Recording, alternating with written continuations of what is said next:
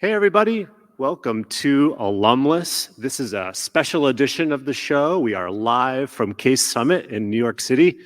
Thank you so much for watching. If you are online right now on LinkedIn or on YouTube checking out the show, or if you're listening to the podcast edition of Alumless, it's great to have you join us. Today is Monday, July 22nd.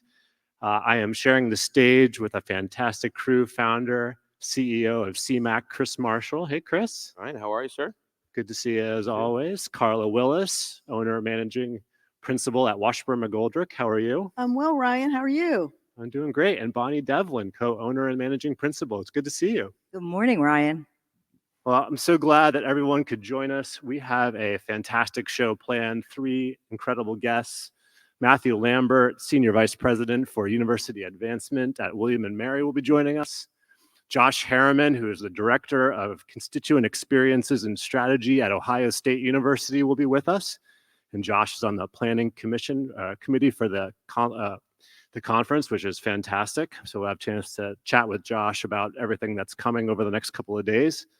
And then Amy Yancey will be joining us. And Amy is the President and CEO of the UConn Foundation. So we're going to chat with Amy about her work there at UConn. But well, hold on. There's a special guest later that will be featured in the podcast version. Yep. And Carla and Bonnie will be interviewing Sue Cunningham from Case, President and CEO of Case. Really excited about that.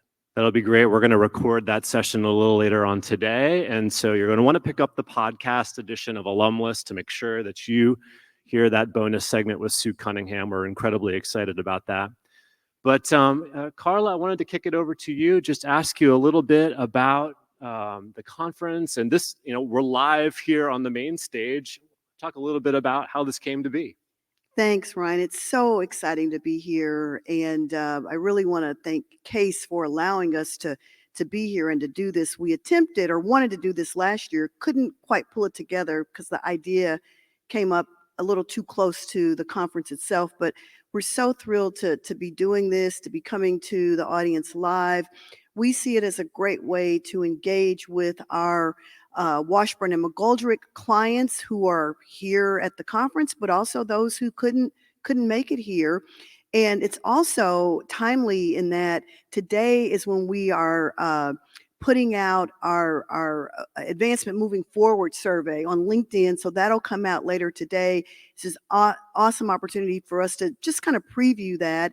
Our June survey went out to 257 individuals who took that survey, 111 different institutions, 2 HBCUs, 4 Hispanic serving institutions. And we asked a different set of questions this time, some really timely key information on AI, on job satisfaction, on how campuses are reacting to some of the activism happening on campus. So it's great to be here today and to sort of pre-launch and touch up on that. And my partner, Bonnie Devlin, will talk a little bit more about that later. Yeah. Well, Bonnie, I was thinking about today, and this is kind of like the Super Bowl of advancement. You're right, like it people is. come in for around the world to this conference here in New York. And this, our little event here, is kind of like the pregame to the Super Bowl. It's how I've been thinking about it. But year after year, like we come back to the summit. It's a great conference. How do you think about this conference and Washburn-McGoldrick's sponsorship of the conference? And just talk a little bit about your feelings as we head into day one. Well, first of all, we all believe in Case. It's something we've all been involved in since we were beginning our own careers, and we want to be supportive of the organization. And we also love the opportunity to get fresh ideas ourselves, to see colleagues old and new, as Carla said, to see our clients. And really the topics in the conference in this year's summit really align with a number of the things in our AMF survey. Carla mentioned some of the topics. We were really surprised to find that of the respondents, the survey, almost half were not using AI at all in their advancement shops. So I hope some of them are here and some of them will be investigating ways that they might incorporate that into their work, because it's not even the wave of the future. It's now there. Bonnie, how many Case summits have you been to? I can't count. That's not polite to ask me. I think this is my... Yeah, maybe that wasn't a fair question. That was not fair. But 10th or 12th somewhere in that least, at neighborhood for least, me. yeah. I would have guessed. And honestly, if this is one I never miss, Yeah. as long as it's possible. We are always here. What's the main goal for you when you come to a summit? Main goal really is to have the opportunity, especially in these days when we're post-COVID, but we're still not always on campuses, Right. to be able to see people in person, to be able to build those relationships and to continue to hear. I always come back inspired. It's a day or two away from our day-to-day work, and it's just a chance to jot down a bunch of ideas and say, oh, I want to try that, or I hadn't thought about that, or this client needs to know about that. Yeah, if I boiled it down in fundraising terms, it's probably 75% cultivation and stewardship. There's a little bit of identification that happens, and even in a couple of cases, there's been some solicitation where we've had conversations with clients about new work. So, but for me, it's that building that relationship piece that's so important. Definitely. Carla, same for you? Same for me. I think it's a great opportunity to see our current clients, but it's also an opportunity to explore ideas and to explore the possibility of connection with new prospective clients. And I love both, and always leave really energized and having learned something. Even after having been in this business for so long, there's always something new to learn and to pick up that we can share with our clients and discuss with our clients. And this is the senior leadership. This is the cream of Right. the crop. And you really have an opportunity to hear all sorts of things about innovation and leadership, which is a big part of our practice too. The other thing I've noticed in the last several years, and it's always been true, but in the last couple of years, especially the plenary sessions that they've scheduled have been just fantastic. So looking forward to the agenda for Me the too. next few days. Me Yeah, too. for sure. Ryan, we went off script on you there. Sorry. That's okay. That's all right. Well, I'm excited to be here. Just my second conference, my second summit, and it's great to be here on the main stage at Case Summit. We've got a great show lined up for you. Matthew Lambert is going to be joining Bonnie on the stage in just 1 minute. We're going to have a word from our sponsor. We got two great sponsors in addition to Washburn McGoldrick for this event. That's Protopia and Givesy, both connected with AI-powered technology. So we very much are in agreement with your assessment of how important AI is right now. All right, well, we'll take a quick break and we're going to switch things up on the stage. We're going to play an ad for our online audience, which is fun. And we'll be back in just a moment with Matthew Lambert from William and Mary. Your alumni love helping students and fellow graduates, but they simply don't have time to attend every event, answer every call, or learn yet another online platform. With Protopia, making an impact is easier than it's ever been before. Ever. There's no new app to sign up for or use in our already busy lives. Students, alumni, or even staff can quickly ask for advice or networking via a simple form, email, or text. Protopia's artificial intelligence searches the institution's existing alumni data to find the best experts that are the most likely to assist based on experience, availability, location, and other factors. Each matched alum receives a direct, blind email to ask them to help, giving alumni full control over if and how they want to respond, whether that's by email, call, or a virtual meeting. And if it's not a good time, Protopia's AI simply reaches out to the next alum until the question has been answered. The student receives advice right into her email inbox and is coached to engage the alum to grow her professional network. Finally, our rich dashboard lets staff follow along, view detailed engagement analytics, and access updated alumni data. Protopia. Simple for them, simple for you.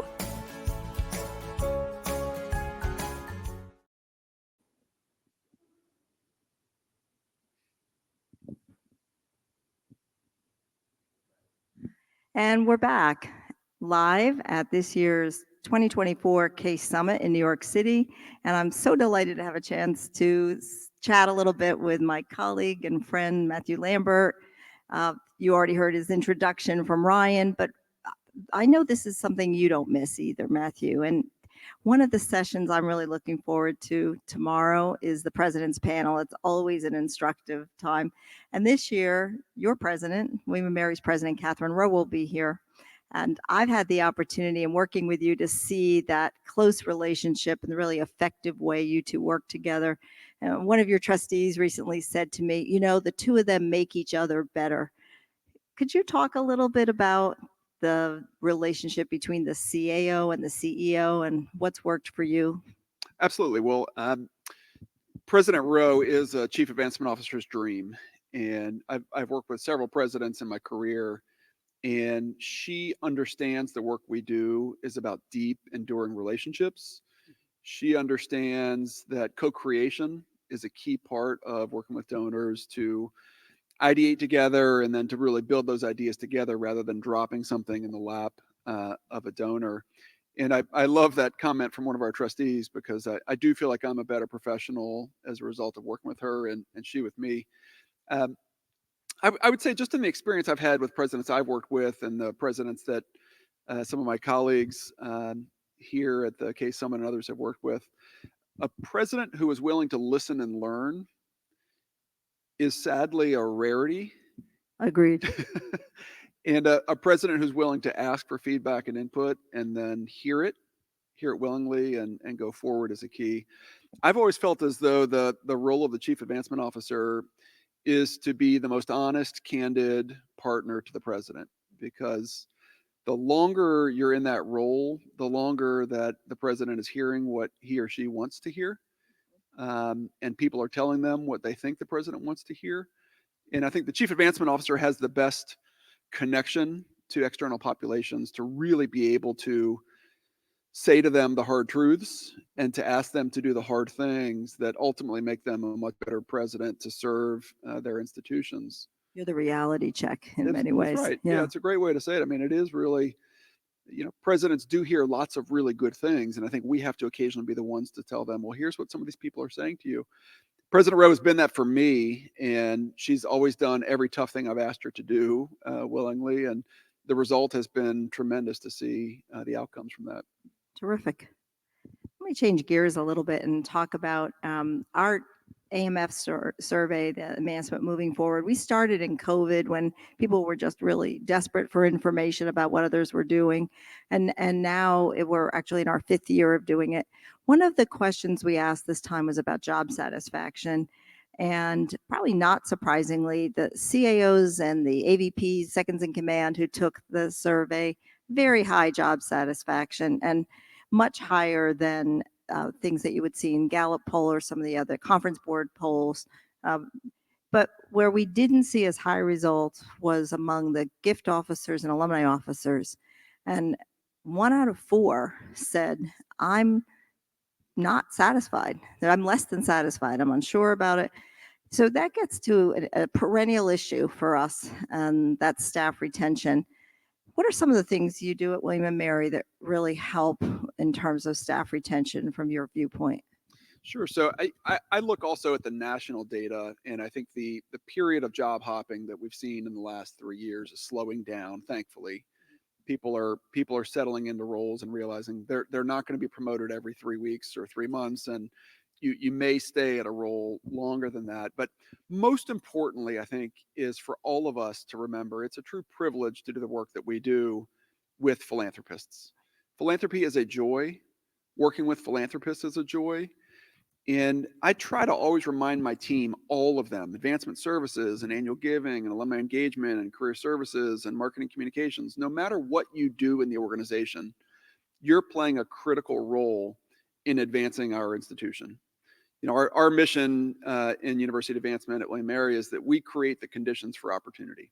So the work we're doing, whether you're doing research on a particular donor or whether you were writing a letter, whether you're a major gift officer meeting with a donor, whether you're focusing on engagement events, no matter what you do, you play a role in that. And whenever we announce sizable gifts, I go around the room and ask everyone who played any part in that to stand up and acknowledge they were a part of ensuring that this was possible. So I think the more we can do to remind people about the larger mission that we have, not just I need to do this one particular thing, but that larger mission is important. We've also invested very heavily in professional development. So, here at the Case Summit, we have a number of our senior leaders are here, but we also do an in-house professional development conference, a 2-day conference every summer. We just had this last week, where every single member of our team is able to participate in professional development, because many of them will not get to travel outside to a conference. And so I do feel like it's valuable for them to be able to do that. But we're in a difficult time as a nation where people are struggling with what's my larger ambition. And in the nonprofit sector, in particular in higher education advancement work, we are doing meaningful, important things, and we have to help people see their connection to that larger mission. I couldn't agree with you more. Certainly my experience as a campus officer in a vice president's role, always helping people to see where they fit into the organization, and to see that, to feel as though they are contributing in a really mission-driven way.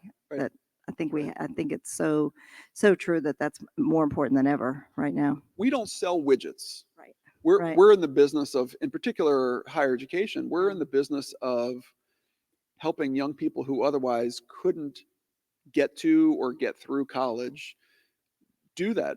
Right. And we're in the business of changing families' lives, because if one person in that family goes to college, it's going to change the trajectory of the entire family for generations. And there are statistics to prove that economic mobility that education provides. And it's Right. something I think we all, as leaders in the profession, need to help remind at a time when higher education is probably has as low in regard by the general public. So And something sadly, important. both parties are now down on us. Yes.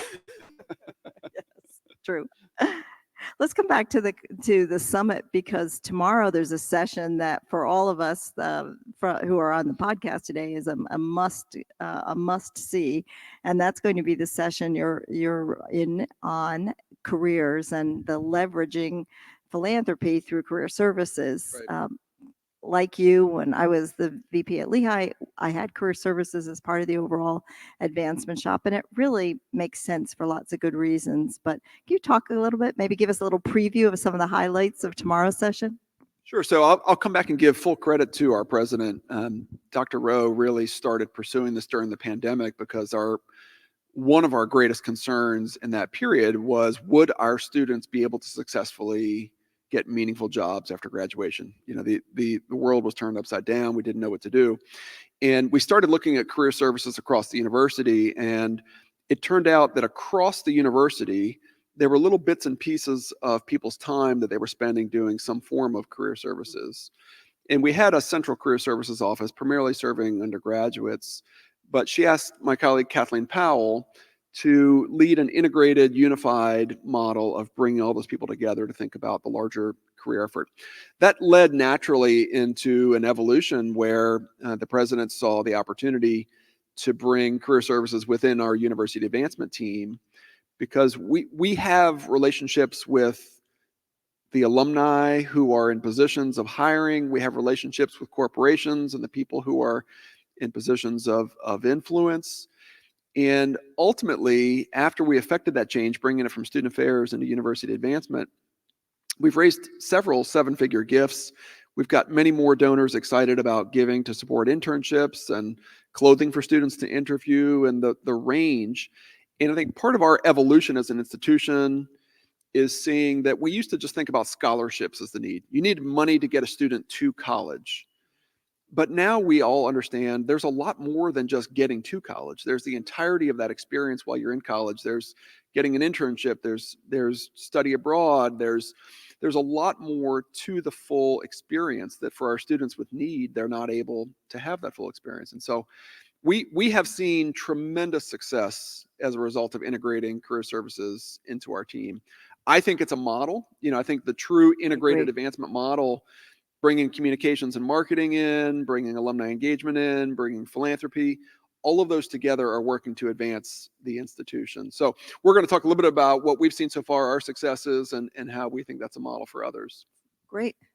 I have one more question for you. And I know one of the things that your team does really well, and one of the things that you have fostered at William & Mary, is a sense of innovation and the opportunity to try new things, particularly related to technology, but in all sorts of ways. Can you talk a little bit, particularly for perhaps some of those who are new to their leadership roles? How do you budget for that, and how do you encourage others to take the risks that come with those innovation at work? Sure.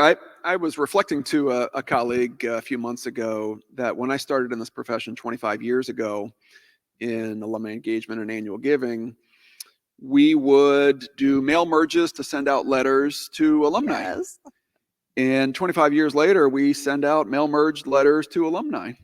There are sadly very few things that have changed dramatically in our profession over the last couple of decades. And so my strong belief is we need more innovation in the advancement profession.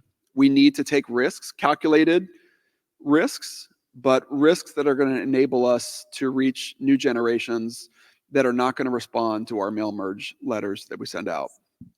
And we've had a couple of these where we've had great success with trying things and doing something different. Adam Martell, who's the founder and CEO of Gizzy, is here, and we did a pilot partnership with them just in the last couple of weeks to begin to integrate AI into our work with an autonomous fundraiser. And first in the world like this, but it's been fascinating to see how people have responded so positively to new ways of engagement. And there will always be those who are afraid or worried about trying something new. But in my opinion, the upside is far greater and the possibilities are far greater when we think about trying in our profession for new pathways for donors to find their way to giving to an organization.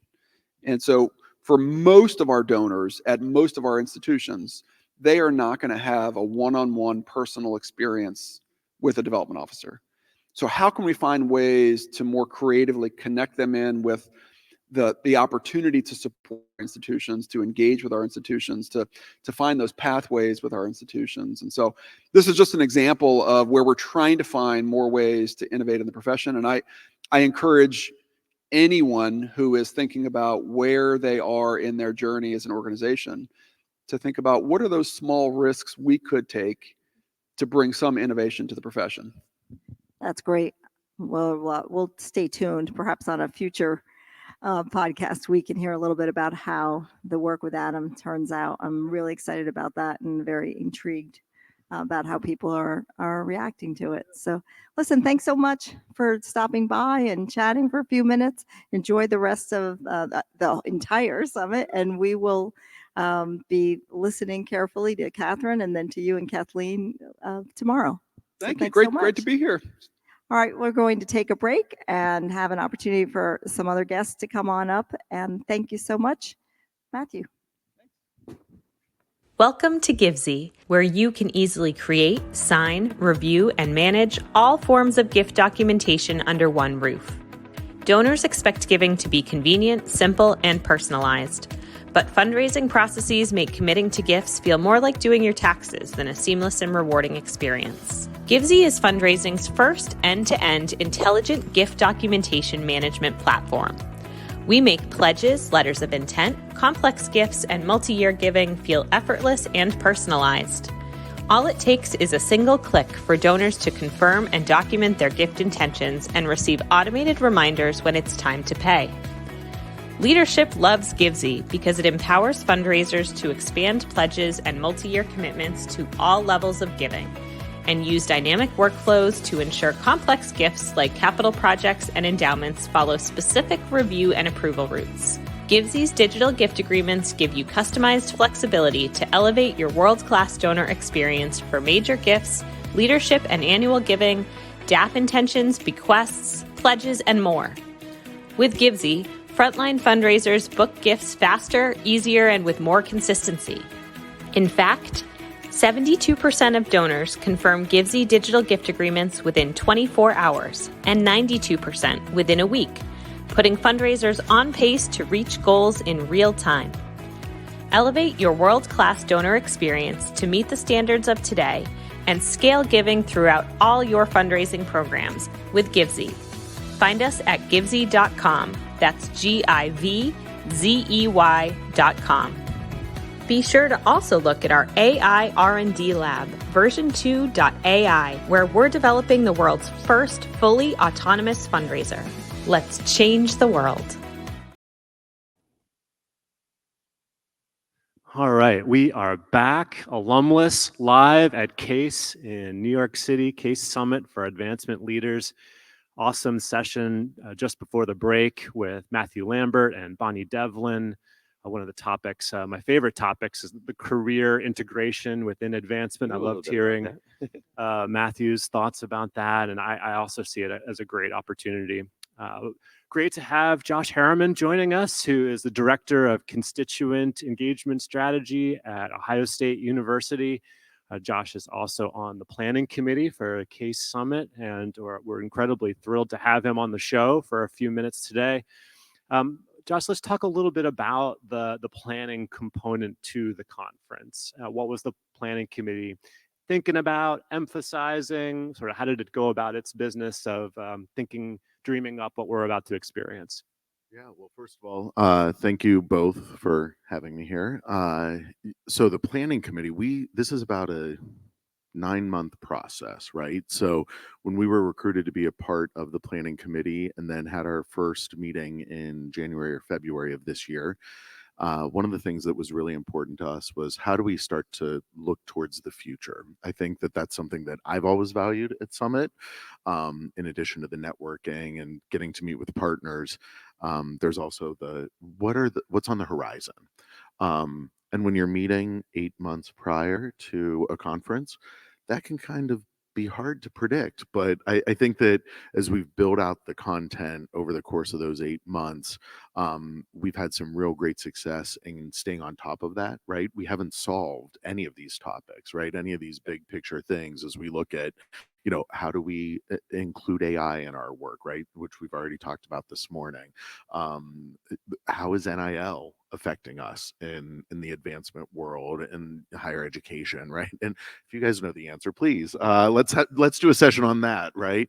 No answer. Yeah, but the role that advancement professionals play in managing messaging for the university, not only in terms of response to student activism, but to world events, which we have seen over the course of the past few years, that there is a new pressure on higher ed leaders to respond, whether we should, whether we shouldn't, right? So really looking at how does that help all of us think differently about our work when we return to our institution. So I'm looking forward to the conference. I think it's going to be really great.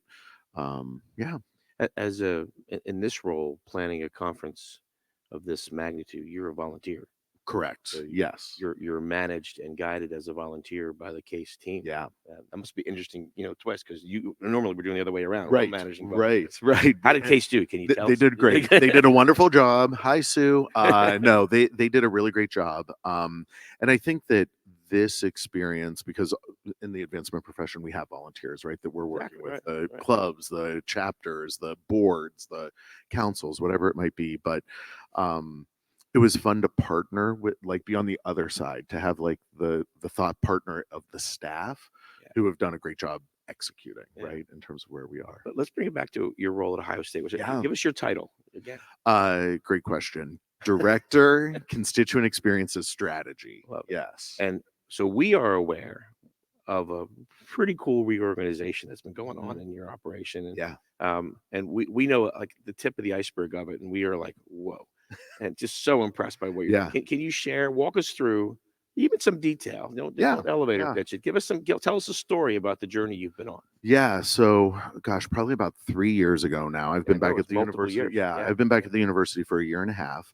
About 3 years ago, the Alumni Association, the engagement team, worked alongside our fundraisers and our business insights data analytics team, right? That we started to look at what's our relationship with our 600,000 plus alumni, right? And in that, we know this in our profession, everybody has different commitments, different levels of involvement with their relationship, a different relationship with their alma mater, right?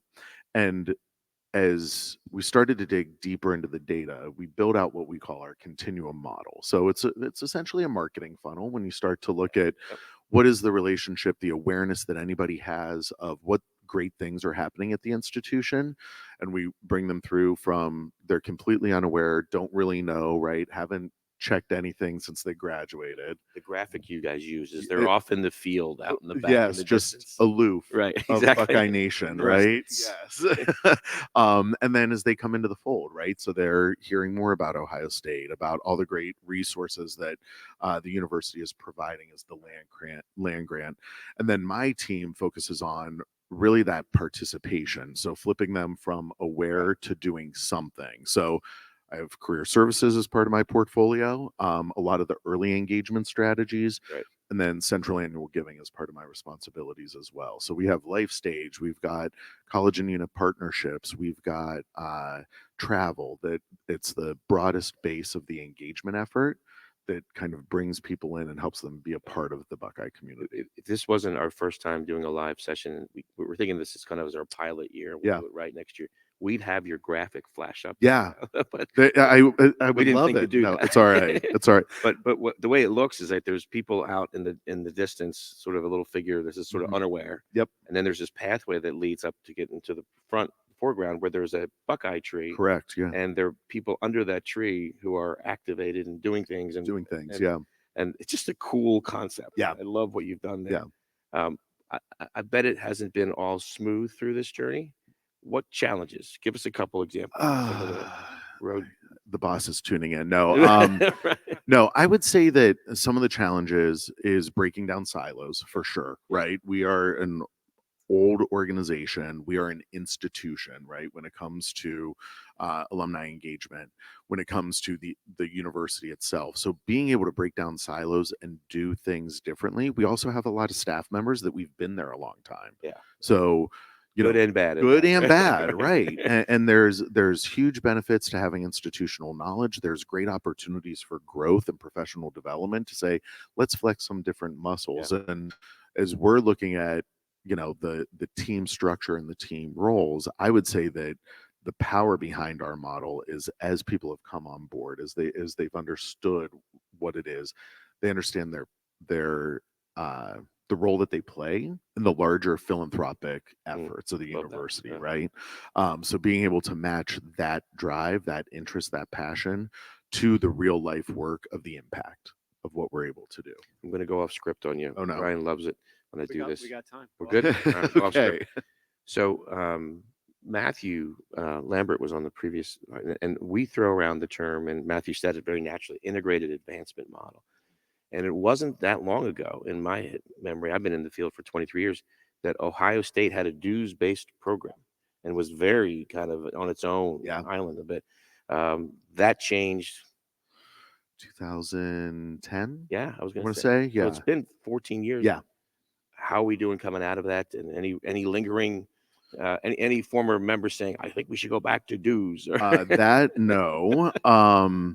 So I was a part of those conversations during my first tour right. duty Right. at the university. Yeah. And it was transformational for us to go from the separate 501c3 membership model to now that integrated advancement model. Amen. Right. There were pain points and challenges, I think, for staff, for volunteers, for some of those loyal Buckeyes, right? Who are very proud. I'm a life member of our alumni association. Right. I'm also an annual donor, right? But with that, I would say that has unlocked the potential of the university and the influence of the university for us to be in that advocacy lane and building the grassroots efforts to say we are all a part of this. It's not just that it's the major donor or the principal gift level donor. It's we are all doing something in this, and we've seen that play out in our annual giving efforts. We've seen that change in our membership model, right?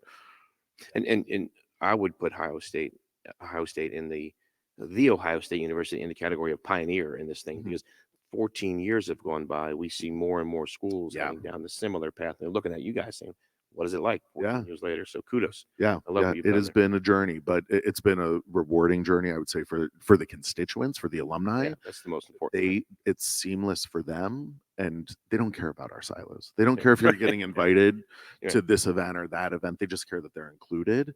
And so that's been, I think, the most rewarding part of it. Great stuff. Great stuff. Has this kind of process of reinvention and reorganization sort of changed the way you all think about measurement of Yeah. metrics? Like, because you're moving people along a continuum in a donor funnel, Right, right. And you're actually leading a stage of that process where there's the awareness stage and then there's an advocacy stage, right? Where Yeah. how do you think about sort of metrics and measurement associated with your stages? And have you added processes into all of it where you're moving, specifically doing outreach or segmenting populations in order to move people along that funnel? Yeah, great question, Ryan. So we're actually reevaluating our scorecard for our alumni board. So this is a hot topic for us right now, good. but we are looking at not just the role that each of the team members play, but also the health of our continuum, right? So let's acknowledge that that is fluid, that people's relationship changes with the university over time. We're looking at how do we keep people engaged and connected and don't let them slip back to the person off in the field, right?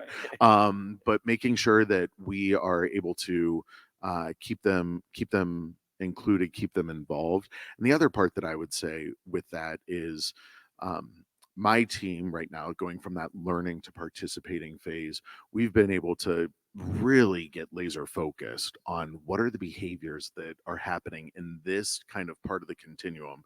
Don't worry about the people off in the field. Don't worry about the advocates because other people are handling them, right? Yeah. But now let's segment down into this audience. So what's that universe size-wise? You have 600,000 overall. The group that you kind of worry about. Yeah. What's So right now we are that learning to participating, I want to say, is about 97,000 people. Okay. And then we have about 300,000 already in that participating. So Right. big chunk. Got it. Yeah. Wow. But the other teams are activating those other areas of that continuum. But it frees up my team to do this engagement at scale. And we're looking at it very much from the let's get out of the don't just do the event in the ballroom because we have 500 people, right? Or 200 people. Right. Let's look at scale to look at how are we leveraging digital tools? How are we able to engage the masses in such a way that we're looking at, 500 plus for everything, every activation that we do. Love it. Yeah. Love it. Yeah. Great stuff. Yeah, it's definitely really exciting. Looking at your sort of part of the funnel, that sort of involvement area where you're moving people from passive or lightly active, lightly engaged to active. What will be some of the success metrics that you think about? Like, how are you going to paint the picture? It's a volume-based metric, right? And I guess sort of how are you in a year from now down the line or a couple of years? You're thinking we've done our jobs when we're able to see these traits start to happen. I would say that the areas that we're focusing on right now are that scalability. So how are we doing this at volume, as you mentioned? Would you say more volunteer, like scalable volunteerism? Like how are you scalable thinking about volunteerism, scaling? scalable inclusion in event activation, Okay. scalable digital resources, right? We're looking at how do we leverage our digital tools in a way and new digital tools to actually include people so that they don't have to be on campus to be a part of Buckeye Nation. Yep. But that volume is key. The other part is efficiencies. So as we are looking to do this smarter, faster, right? We're looking at the efficiencies to be able to say, let's use our data, let's use our analytics and our insights to say, this is the audience. The part I'm worried about is how do we still tell the story of the individual in the scalability. Yeah. So not Talk to me like you know me. exactly, That exactly. part is, And that your scale. others know them, right? That right. it's not like, oh, you're the number, right? But you matter here. Love it. You guys are doing such great work. I always love talking with you and Sam Frost and the team. She's there at here. Ohio She's State. landed. To look Yeah. forward Sam's to- going to be with us in a few weeks. Yeah, she's going to be on Alumless later on this fall, which will be great. We'll flesh things out. But before we let you go, I wanted to ask you, because a few people have had a more amazing sort of home transformation than you I've heard are this. in terms I've heard of this. Yes, Josh. I'm just, like, tired. overall I'm tired. My coffee's over there. going from 0 to 1,000 at your household, and that you actually and your husband have adopted 4 children over the last year, and that was really, you were the leader at Rutgers and the alumni team, and you're a director, a hugely influential role, but you've sort of switched gears both personally and a bit professionally in order to have a different type of home work balance. But it sounds like things are super busy at your place. Tell us what's going on these days. Yeah, I have the best job now. So I'm dad, or Josh dad, to dad. 4 kids, 8 and under, 2 boys and 2 girls. It's incredible, as you guys know, as dads. Wouldn't trade it for anything. It's interesting because, I've caught up with some Rutgers colleagues here, and I was back in Jersey for a couple of days when I landed, but before meeting started yesterday. It's interesting to now be on this side of things with a finalized adoption, because it was the most complex decision to adopt from a different state, move, transition jobs. But it was the easiest decision to make too, of, okay, we'll figure out the house stuff. We'll figure out the paperwork. We'll get all that done. But the most rewarding. Awesome. Very cool. Which is cool. Ryan sent me some photos Yeah. of the household, and I was like, man, God bless you. Pure chaos. And 2 dogs. 2 dogs. Oh on my top of goodness. it. Good. So. Love it. Good stuff, man. That's so great. Well, thanks for all your work. Thank you. Thank you for joining us on Alumless. You were awesome. I'm so glad to speak with you. We're going to transition and bring Amy Yancey from the UConn Foundation up to the stage and show a quick word from our presenting sponsor, and we'll be right back. Thanks, Josh. Thank you. Well done.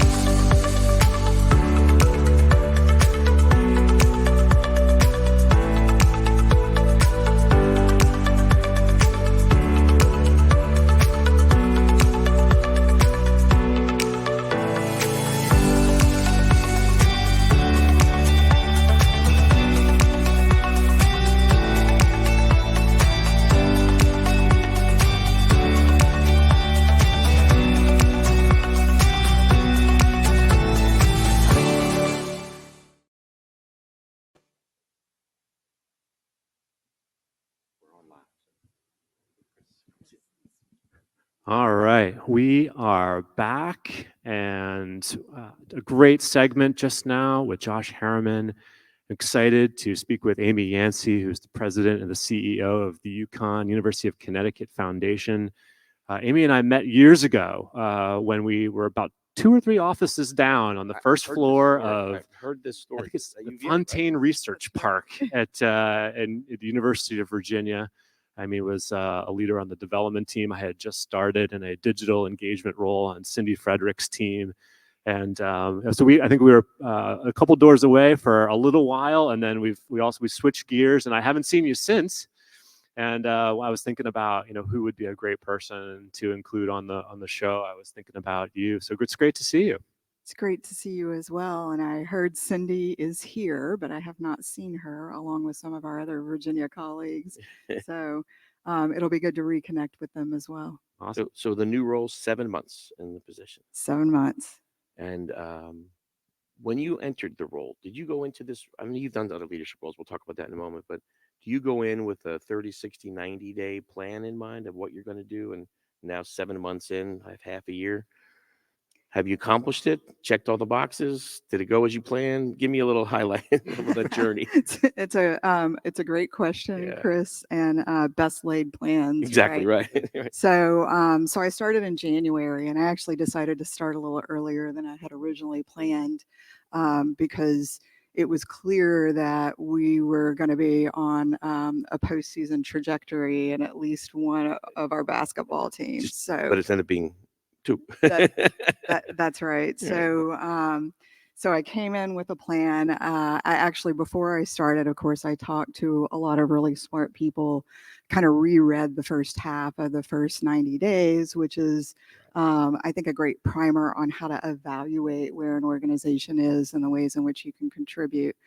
So I kind of came in with a plan, and 30 days in, I had a nice summary of what I thought I was seeing for the president and for the chair of our board of directors.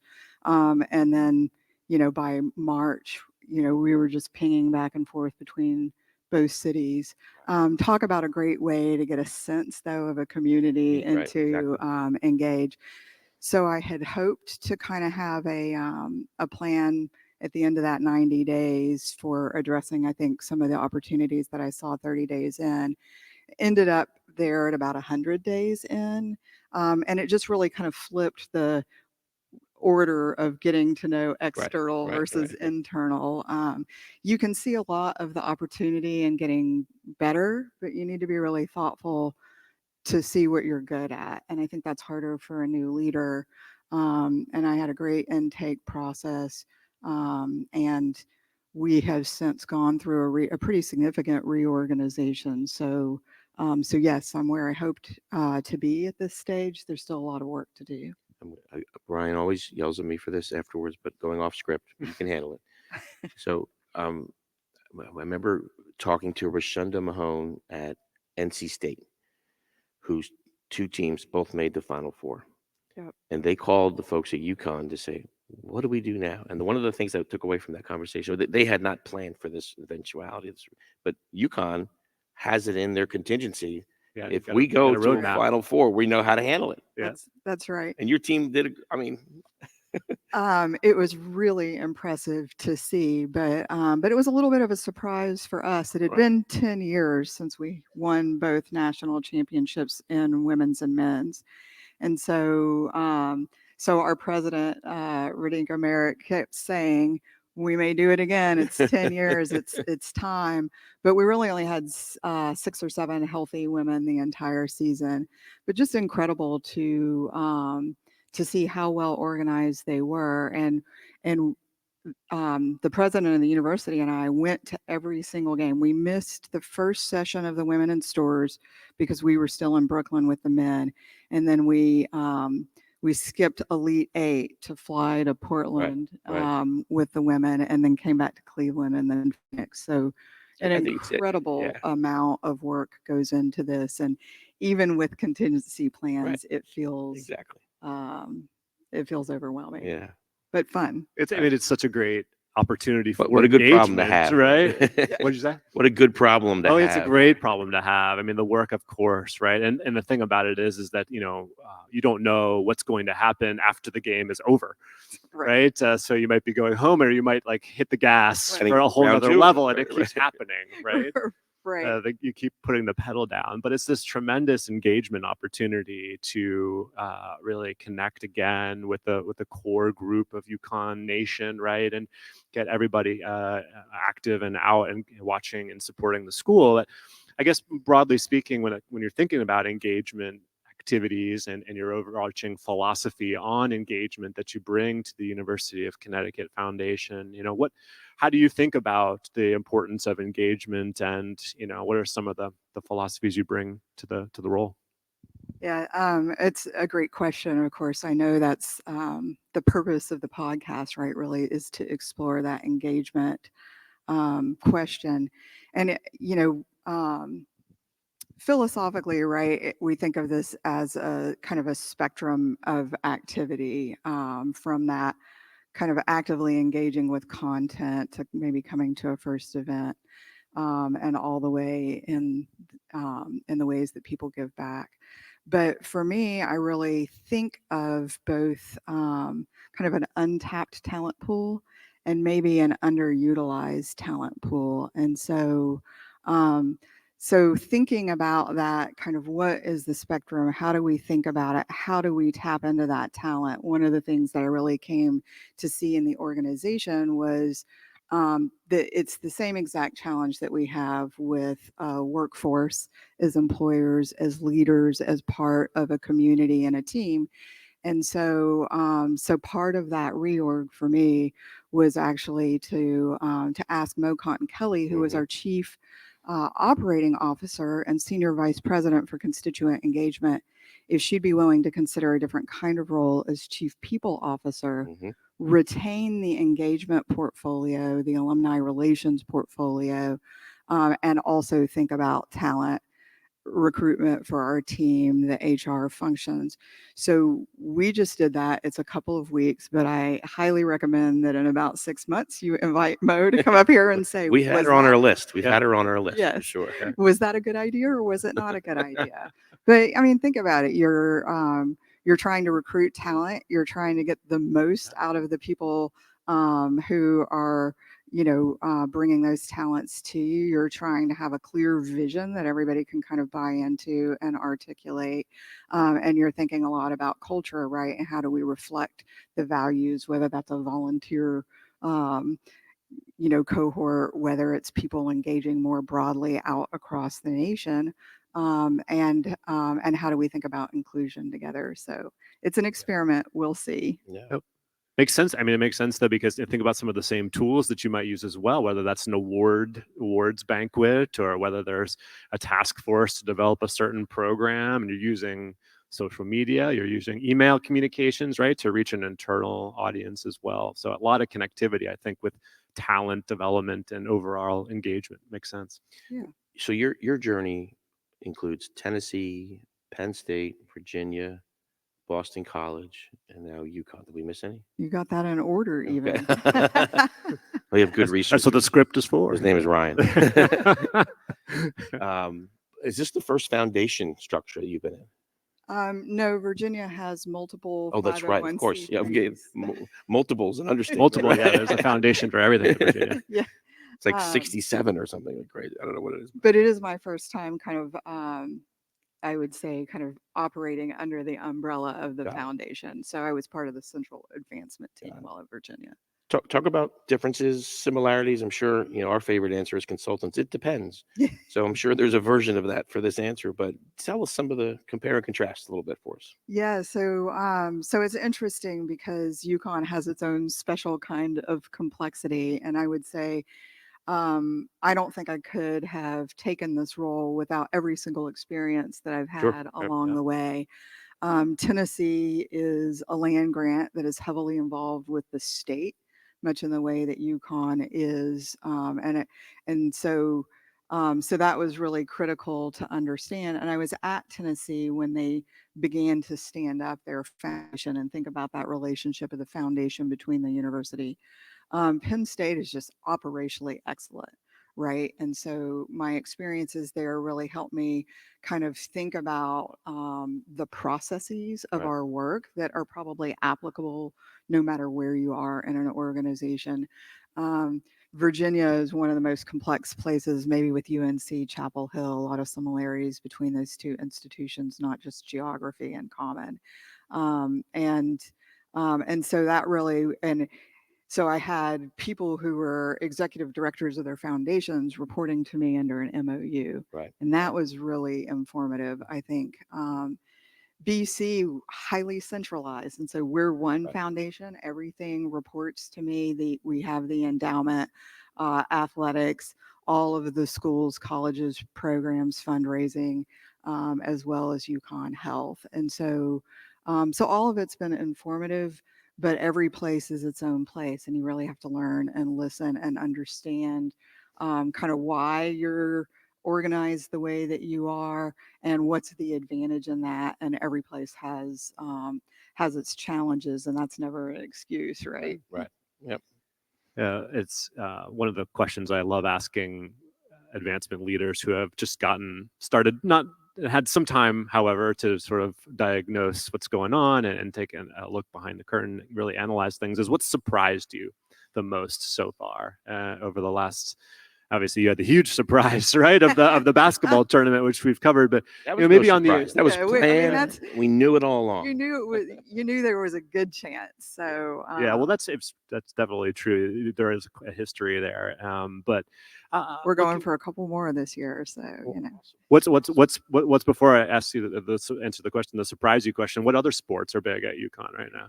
That's yeah. So we had a great baseball season. We have a lot of hope for the upcoming football season, and hockey is huge in our part of the world too. So Yeah. I'm looking forward to experiencing more. Maybe one of the things that people don't think of UConn for is that UConn has multiple national championships in polo. And as an aside, I'm a polo player. water or horse? Horse. Okay. So we have a big equine program, Wow. and I get to ride. Cornell, Auburn, some other ones that are in that same category. Yeah, Kentucky, Harvard, Yale. So wait, go back. You're a polo player. I am a polo player, an amateur polo player, but I get to practice kind of with the community polo program. The only thing I know about polo, I mean, of course, horse and all that, but you know how you divide a football game into quarters, hockeys, and periods. Do you know what they divide? Chuckers. Chuckers. Very good. And it's the Very fixing of the good. divots, right? Yeah. And it's harkening back to Pretty Woman. Pretty Woman. That's maybe where I learned that. That's actually. about my Fifth- actually at UVA. I lived in Crozet, Virginia, Yeah. and we used to often go to polo matches there, which I think UVA had a presence there. If I remember correctly. Yeah, UVA's got also a really strong polo program and has a few national championships under their belt as well. We are way off script, Ryan. We are We, way off script. we All right, are. Let's move to the fifth chucker. We'll bring things There's- back. Yeah, tell us. So far, I haven't had any of the NIL opportunities for our polo team, but maybe. NIL. Awesome. Well, I think Go to the surprise question. yeah. Okay. Yeah. What surprised? We'll wrap things up. Tell us what surprised you the most about your first 7 months.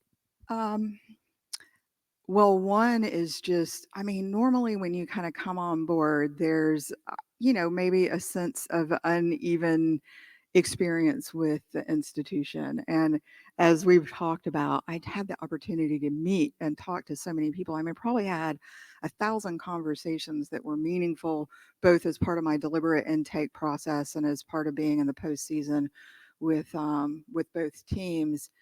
And the affection that Husky Nation has for UConn is unrivaled. I mean, it's a little bit of a sleeping giant, and so I'm excited to try and untap that potential, and then maybe just kind of backing up to that, that complexity, because I, had as an interim leader sat in the senior role at Boston College while we were in the national search to place Andrew Davidson. Mhm. But it is just very different when you are thinking about kind of the legal ramifications, the risk ramifications, management of the endowment. That was a surprise, even though I kind of eyes wide open went in and said, oh, I'm not just learning a new organization, I'm a first-time CEO. Right. Yeah. Awesome. Well, I think this has been a successful pre-conference edition of Alumless. Amy, thank you so much for being on the show. Thank you for willing to participate in our pilot. We're going to pitch this again next year with Case, see if they'll do it again. But All right. Well, this was a lot of fun. So, Appreciate you doing so you got my vote. All right. Yeah. Thank you. Well, best wishes to as you're getting back dialed into the work at the University of Connecticut after this fantastic conference sequence. And thanks to the folks here hanging out with us in the room, and Carla and Bonnie and our sponsors. Special Protopia shout out and to Yancey. Bonnie and Carla. Their partnership with Case is what allowed this to happen. We have that platform with this Alumless webinar and podcast, but Bonnie and Carla really made it happen to get this on stage. Absolutely. Thank you both. So Chris, before we let everybody go, That's remind folks about our session with Sue, and then we got a show in 2 weeks. So later today, we'll record a bonus session with Sue Cunningham, President and CEO of Case, which will air on the podcast edition. And then in 2 weeks, less than 2 weeks, we'll have Matt Brandon, the other Matthew Lambert is the Vice President of Advancement. His leader, AVP, ABC, I believe. Is it ABC? Matt Brandon at William and Mary is the head of their alumni program, and he's built a really, really interesting model. And they talk about beyond the 3 T's, time, talent, treasure, they talk about ties, testimony, and trust. So I'm looking forward to asking them, Matt, more about the 6 T's that they think about at William and Mary. Yeah, love it. Matt's a great friend. You're going to have a Is that good right? time with Oh, him. cool. He's awesome. We love him too. Thank you again. Thank you, everybody who's watching online or listening to the podcast and making the show part of your routine. We'll sign off here from Case Summit, and we'll go ahead and we'll enjoy the conference ourselves. Dive into the content. Yep. Thanks, everybody. So long.